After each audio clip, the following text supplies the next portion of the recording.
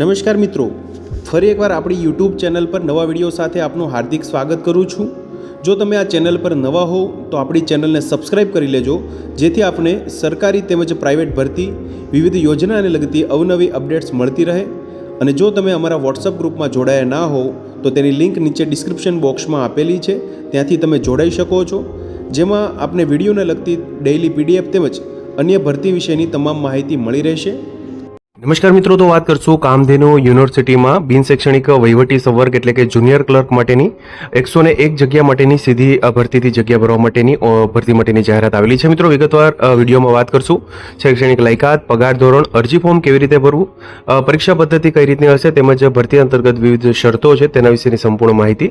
તો વિગતવાર જોઈએ મિત્રો, જાહેરાત ક્રમાંક 01/2026 અંતર્ગત કામધેનુ યુનિવર્સિટીમાં બિન શૈક્ષણિક વહીવટી સંવર્ગ વર્ગ 3 જુનિયર ક્લર્કની ખાલી જગ્યાઓ 5 વર્ષ માટે માસિક ફિક્સ પગાર એટલે કે ₹26,000, ત્યારબાદ પે લેવલ 2 એટલે કે 19,900 બેઝિક, તેની સાથે ડીએ, એચઆરએ તેમજ અન્ય ભથ્થા છે એડમિસિબલ, તે સીધી ભરતીથી ભરવા માટે ઉમેદવારો પાસેથી ઓનલાઈન અરજીપત્રકો મંગાવવામાં આવે છે। ઓનલાઈન અરજી ફોર્મ અહીંયા ભરવાનું છે મિત્રો, ઓફલાઈન ભરવાનું નથી। તમે જોઈ શકો છો મિત્રો, આ માટે ઉમેદવારે કામધેનુ યુનિવર્સિટીની વેબસાઇટ www.kamdhenu.edu.in પર તારીખ 1 જુલાઈ 2026 16 એટલે કે 4 કલાકથી 31 જુલાઈ 2026 23 ને 59 કલાક સુધી ઓનલાઈન અરજી કરવાની રહેશે। મિત્રો નીચે ડિસ્ક્રિપ્શન બોક્સમાં લિંક આપવામાં આવેલી છે, ત્યાંથી તમે ઓનલાઈન અરજી ફોર્મ ભરી શકશો। વિગતવાર જગ્યાઓ વિશેની માહિતી મેળવીએ તો તમે જોઈ શકો છો 101 જગ્યા છે મિત્રો, જેમાં દરેક કક્ષા પ્રમાણે ભરવાપાત્ર થતી જગ્યાઓની સંખ્યાઓની વાત કરીએ તો બિન અનામત કેટેગરી માટે 43 જગ્યા, એસસીબીસી માટે 26, અનુસૂચિત જાતિ માટે 7, અનુસૂચિત જનજાતિ એટલે કે શિડ્યુલ ટ્રાઇબ્સ માટે 15 જગ્યા, આર્થિક રીતે નબળા વર્ગ ઈડબ્લ્યુએસ માટે 10 જગ્યા, જે પૈકી મહિલાઓ માટે બિન અનામત માટે 14 જગ્યા, એસસીબીસી માટે 9, એસસી માટે 2, એસટી માટે 5, ઈડબ્લ્યુએસ માટે 3 તેમજ કુલ જગ્યાઓ પૈકી 10 જગ્યા છે તે માજી સૈનિકો માટે તેમજ 5 જગ્યા છે તે દિવ્યાંગ ઉમેદવારો માટે અહીંયા રિઝર્વ રહેશે।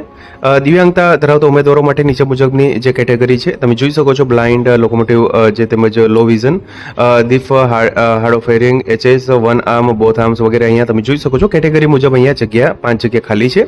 અરજી કરવા માટેની વિગતવાર સૂચનાઓ વિશે વાત લઈએ મિત્રો, વિગતવાર સૂચનાઓ વિશે તો આ સમગ્ર જાહેરાત ઓનલાઈન અરજી કરતા પહેલા ઉમેદવારે વાંચવાની રહેશે મિત્રો, જરૂરી છે। ઓનલાઈન અરજી કરતી વખતે પ્રમાણપત્રોમાંની વિગતોના આધારે ઓનલાઈન અરજીમાં અરજદારે સમગ્ર વિગતો ભરવાની રહે છે। આથી પોતાના બધા જ પ્રમાણપત્રો જેવા કે શૈક્ષણિક લાયકાત, વય, શાળા છોડ્યાનું પ્રમાણપત્ર, જાતિ, શારીરિક ખોડખાપણ લાગુ પડતું હોય તો માજી સૈનિક તેમજ અન્ય લાયકાતના અસલ પ્રમાણપત્રોને સાથે રાખીને ઓનલાઈન અરજીમાં એવા પ્રમાણપત્રોના આધારે સાચી વિગતો ભરવાની રહેશે। અરજીમાંની ખોટી વિગતોના કારણે અરજી રદ થવાને પાત્ર રહેશે મિત્રો। દિવ્યાંગતા ધરાવતા હોય તેવા ઉમેદવારો માટે ખાસ જે કામધેનુ યુનિવર્સિટી હસ્તકના વિવિધ સંવર્ગો દિવ્યાંગજનો માટે સુનિશ્ચિત જે કરવા માટે ઠરાવો વિવિધ કેટેગરી મુજબ નક્કી થતા હોય તે મુજબ દિવ્યાંગતા માન્ય રહેશે। તમે જોઈ શકો છો 40% કે તેથી વધુ દિવ્યાંગતાની ટકાવારી ધરાવતા હોવાનું સિવિલ સર્જનનું સર્ટિફિકેટ ધરાવતા હશે તો જ દિવ્યાંગ ઉમેદવાર તરીકે ઉપલી વયમર્યાદા અને અનામતનો લાભ મળી શકશે। માજી સૈનિકો માટે પણ અહીંયા વિગતવાર માહિતી આપેલી છે। મહિલા ઉમેદવારો માટે પણ તમે જોઈ શકો છો, આગળ વાત કરી મુજબ 33% જે અનામતની જગ્યાઓ છે તે રાખવામાં આવેલી છે। વયમર્યાદાની વાત કરીએ તો જાહેરાતમાં દર્શાવેલ અરજી સ્વીકારવાની છેલ્લી તારીખ એટલે કે 31/7/2026 ના રોજ ઉમેદવારની ઉંમર 20 વર્ષથી ઓછી નહીં અને 35 વર્ષથી વધુ ધરાવતા હોવાનો જોઈએ, તેમજ ગુજરાત સરકારની સેવામાં હોય તેવી વ્યક્તિઓની તરફેણમાં ઉપલી વયમર્યાદામાં વખતો વખત સુધારા પ્રમાણેના સામાન્ય વહીવટ વિભાગના 22/1/26ના ઠરાવ તેમજ રાજ્ય ગુજરાત મુલકી સેવા વર્ગીકરણ અને ભરતીના નિયમો 1967ની જોગવાઈ અનુસાર રહેશે।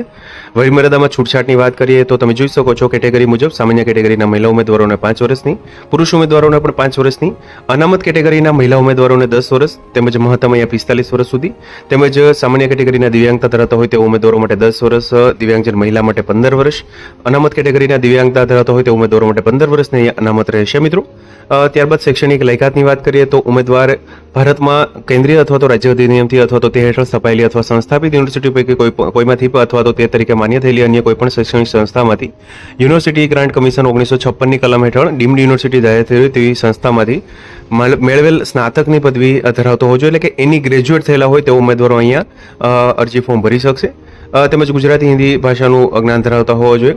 અનુસૂચિત જાતિ, અનુસૂચિત જનજાતિ અને એસસીબીસી અને આર્થિક રીતે નબળા વર્ગ માટે પણ માહિતી આપેલી છે, તેના વિશે વાત કરીએ મિત્રો તો તમે જોઈ શકો છો એસસીબીસી માટે 1/4/2024 થી 31/7/2026 સુધીમાં મેળવેલું હોય તેવું નોન ક્રિમિલિયર જે સર્ટિફિકેટ છે પરિશિષ્ટ 4 ગુજરાતી નમૂનાનું તે જે પ્રમાણપત્ર રજૂ કરવાનું રહેશે, અધરવાઇઝ ઉમેદવારી રદ થશે। તે સિવાય તમે જોઈ શકો છો મિત્રો ઈડબ્લ્યુએસ કેટેગરી માટે પણ 1/8/2023 થી 31/7/2026 સુધીમાં ફોર્મ ભરવાની છેલ્લી તારીખ દરમિયાન જે મેળવેલું હોય તેવું પ્રમાણપત્ર રજૂ કરશે તો જ ઉમેદવારોને ઈડબ્લ્યુએસ કેટેગરી એટલે કે અનામત કેટેગરીનો જે વયમર્યાદા તેમજ વિવિધ અનામત જગ્યાનો લાભ મળવાપાત્ર થઈ શકશે. કોમ્પ્યુટરની જાણકારી બાબતે વાત કરીએ તો ઉમેદવાર રાજ્ય સરકારના સામાન્ય વહીવટ વિભાગ તેમજ વિવિધ સરકારી ઠરાવ મુજબ નક્કી કરેલા અભ્યાસક્રમ મુજબ કોમ્પ્યુટર અંગેનું બેઝિક નોલેજ ધરાવતા હોવા અંગેનું કોઈપણ તાલીમી સંસ્થાનું પ્રમાણપત્ર માર્કશીટ ધરાવતા હોવા જોઈએ અથવા તો સરકાર માન્ય યુનિવર્સિટી સંસ્થામાં કોમ્પ્યુટરનું જ્ઞાન અંગેનું ડિપ્લોમા ડિગ્રી સર્ટિફિકેટ કોર્સ કરેલો હોય તેવા પ્રમાણપત્રો અથવા તો ડિગ્રી ડિપ્લોમા અભ્યાસક્રમમાં કોમ્પ્યુટર એક વિષય તરીકે હોય તેવા પ્રમાણપત્રો અથવા તો ધોરણ 10 અથવા ધોરણ 12ની પરીક્ષામાં કોમ્પ્યુટરના વિષય સાથે પાસ કરેલ હોય તેવા પ્રમાણપત્રો ધરાવતા હોવા જોઈએ. તેમજ આ તબક્કે આવું પ્રમાણપત્ર ના ધરાવતા ઉમેદવારો પણ અરજી કરી શકશે, પરંતુ આવા ઉમેદવારોને નિમણૂક સત્તાધિકારી સમક્ષ કોમ્પ્યુટરની બેઝિક નોલેજની પરીક્ષા પાસ કર્યાનું આવું પ્રમાણપત્ર નિમણૂક મેળવતા પહેલા અચૂક રજૂ કરવાનું રહેશે, અન્યથા નિમણૂક છે તે મેળવવાના પાત્ર થશે નહીં. શૈક્ષણિક લાયકાત વયમર્યાદા વધારાની લાયકાત માટે નિર્ધારિત તારીખ અહીંયા 31/7/2026ની સ્થિતિને ધ્યાનમાં રાખવામાં આવશે. પગાર ધોરણની આપણે ઓલરેડી આગળ વાત કરી છે તે મુજબ ફરીથી વાત કરીએ તો 26,000 રૂપિયા પ્રથમ 5 વર્ષ માટે ફિક્સ રહેશે, તેમજ ત્યારબાદ સંતોષકારક સેવાઓ જણાય 5 વર્ષ બાદ 19,900 એટલે કે લેવલ 2 મુજબ અહીંયા તમે જોઈ શકો છો બેઝિક મળવાપાત્ર થશે મિત્રો. ત્યારબાદ અરજી ફી વિશે વિગતવાર વાત કરીએ તો તમે જોઈ શકો છો મિત્રો બિન અનામત વર્ગના પુરુષ ઉમેદવાર મહિલા ઉમેદવાર માટે 1,000 રૂપિયા અરજી ફી, તેની સાથે બેંક ટ્રાન્ઝેક્શન ચાર્જીસ. અનામત વર્ગના પુરુષ મહિલા ઉમેદવારો માટે ઈડબ્લ્યુએસ એસસી એસટી ઓબીસી માટે એસસીબીસી માટે 500 રૂપિયા પ્લસ બેંક ટ્રાન્ઝેક્શન ચાર્જીસ. દિવ્યાંગ જનતા ધરાવતા હોય તે ઉમેદવારો માટે 500 રૂપિયા પ્લસ બેંક ચાર્જીસ. માજી સૈનિક ઉમેદવારો માટે અહીંયા ફીમાંથી મુક્તિ આપવામાં આવેલી છે. ઓનલાઈન ફોર્મ તેમજ ઓનલાઈન માધ્યમથી ફી ભરવાની વિગતવાર સૂચનાઓ યુઝર મેન્યુઅલમાં આપવામાં આવેલી છે, જે વેબસાઇટ પરથી તમને મળી રહેશે મિત્રો. પરીક્ષા પદ્ધતિની વાત કરીએ તો કામધેનુ યુનિવર્સિટી દ્વારા નિયત સમયમર્યાદામાં ઓનલાઈન મળેલ અરજીની પ્રાથમિક ચકાસણી એટલે કે સ્ક્રુટિની બાદ જે નિયત થયેલ પરીક્ષા પદ્ધતિ મુજબ અહીંયા તમે જોઈ શકો છો પરીક્ષા સ્પર્ધાત્મક પરીક્ષા લેવામાં આવશે, જેમાં પ્રાથમિક પરીક્ષામાં 150 માર્ક્સનું પેપર હશે, જેમાં ગુજરાતી 15 માર્ક્સનું, ઇંગ્લિશ 15 માર્ક્સનું, જનરલ અવેરનેસ કરંટ અફેર્સ 30 માર્ક્સનું, ક્વોન્ટિટેટિવ એપ્ટિટ્યૂડ 30 માર્ક્સ, રિઝનિંગ 60 માર્ક્સનું રહેશે. મુખ્ય પરીક્ષા માટે તમે જોઈ શકો છો 200 માર્ક્સનું પેપર રહેશે મિત્રો, જેમાં Indian state system and constitution, Indian economy, state economy, NITI Aayog, public administration and governance, discipline and ethics of public in public service, information on various government scheme, Gujarati English, Gujarat heritage of Gujarat, art and literature, science environment, IT વગેરે તમે જોઈ શકો છો. MCQ base રહેશે મિત્રો બંને પરીક્ષા, જે CBRT અથવા તો OMR બેઝ. નેગેટિવ માર્કિંગ પણ તમે જોઈ શકો છો અહીંયા 1 માર્ક્સનો હશે મિત્રો. જે પ્રાથમિક પરીક્ષા માટે પ્રશ્ન દીઠ 1 ગુણ હશે, એટલે કે પરીક્ષામાં જે એક પ્રશ્ન 1 માર્ક્સનો હશે, તેમજ પરીક્ષાનો સમયગાળો 120 મિનિટનો પ્રાથમિક પરીક્ષાનો, જ્યારે મુખ્ય પરીક્ષામાં 200 પ્રશ્નોના પ્રશ્ન દીઠ 1 ગુણ હશે. 0.25 અહીંયા નેગેટિવ માર્કિંગ રહેશે, એટલે કે 1/4. ત્યારબાદ તમે જોઈ શકો છો પ્રાથમિક પરીક્ષા મુખ્ય પરીક્ષા બંને તબક્કામાં અંગ્રેજી વિષય સિવાયના બધા વિષયો માટે પરીક્ષાનું માધ્યમ ગુજરાતી રહેશે. લઘુત્તમ લાયકી ગુણ અહીંયા 40% માર્ક્સ કરતાં ઓછું ના હોવું જોઈએ, એટલે કે તમે જોઈ શકો છો ક્વોલિફાઇંગ સ્ટાન્ડર્ડ અહીંયા 40 માર્ક્સનું રહેશે. મુખ્ય પરીક્ષા અને અંતે લાયક થયેલા ઉમેદવારોની અલગ યાદી તૈયાર કરવામાં આવશે અને મેરિટ મુજબ અહીંયા કેટેગરી મુજબ જગ્યાઓના 3 ગણા ઉમેદવારોને ડોક્યુમેન્ટ વેરિફિકેશન માટે બોલાવવામાં આવશે. અરજી માટે અહીંયા જે નીચે ડિસ્ક્રિપ્શન બોક્સમાં લિંક આપેલી છે ત્યાંથી તમે ઓનલાઈન અરજી ફોર્મ ભરી શકશો મિત્રો. હેલ્પલાઇન નંબર પણ અહીંયા આપવામાં આવેલો છે, ત્યાંથી તમે વધુ માહિતી માટે સંપર્ક કરી શકો છો. એનઓસી માટેની વાત કરીએ તો ગુજરાત સરકારના સરકારી અર્ધ સરકારી સરકાર હસ્તકના કોર્પોરેશન કંપનીમાં સેવા બજાવતા કર્મચારીઓ કામધેનુ યુનિવર્સિટીની જાહેરાતના સંદર્ભમાં અરજી કરી શકશે અને તેની જાણ ઉમેદવારે પોતાના વિભાગ ખાતા કચેરીને અચૂક રજૂ કરવાની રહેશે.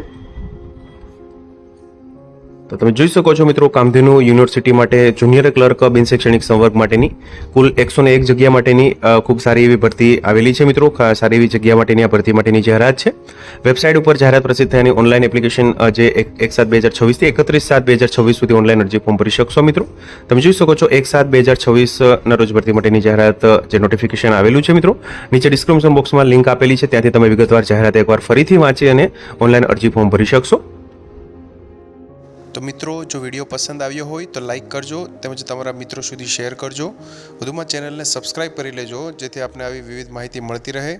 મિત્રો, વિડીયો જોવા બદલ આપનો ખૂબ ખૂબ આભાર. મળીએ એક નવા વિડીયો સાથે. ત્યાં સુધી જય હિન્દ, ભારત માતા કી જય.